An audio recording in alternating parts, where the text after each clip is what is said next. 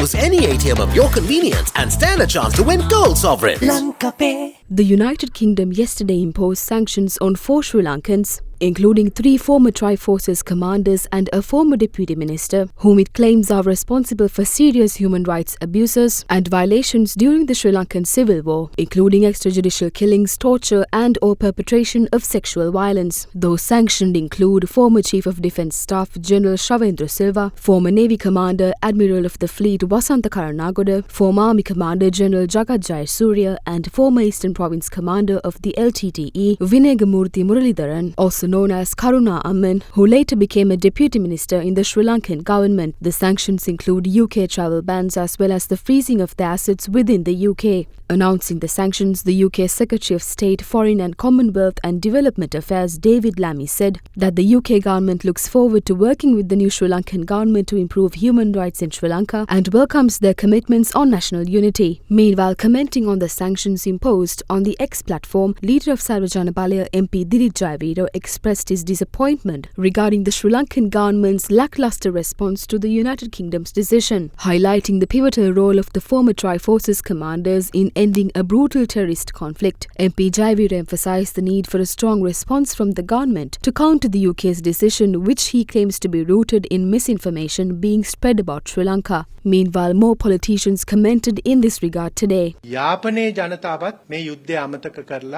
at a time when the people of Jaffna have pledged their support to a Sinhalese-led government, we are curious as to why this has happened. President Anura Dissanayake must clearly convey the government's stance on this matter to the international community. Apart from winning the war, the Tri-Forces and the then government rendered an invaluable service by bringing it to an end. We must acknowledge this despite our political differences. Sending these war veterans to the execution block is something we as a party strongly oppose. We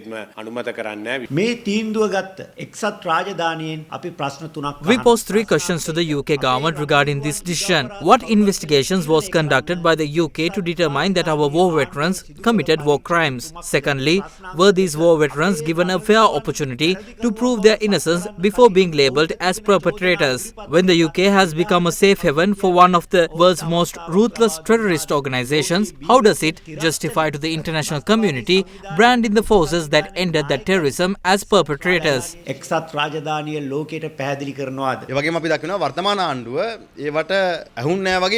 see the incumbent government turning a blind eye to this issue. We question whether this is an attempt to fulfill promises made to the diaspora during the elections. However, the government's official stance has not yet been communicated by the Foreign Ministry. That must be done first. These war veterans fought for the country, not for personal gain. The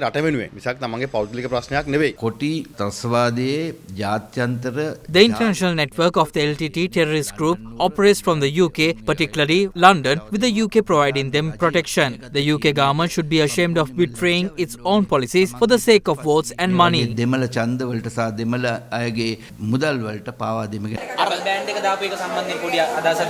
ඒ සම්බන්ධව මට ආරංචි වුණා මම ඒ සම්බන්ධව බලලා තොරතුරක් දෙන්නම්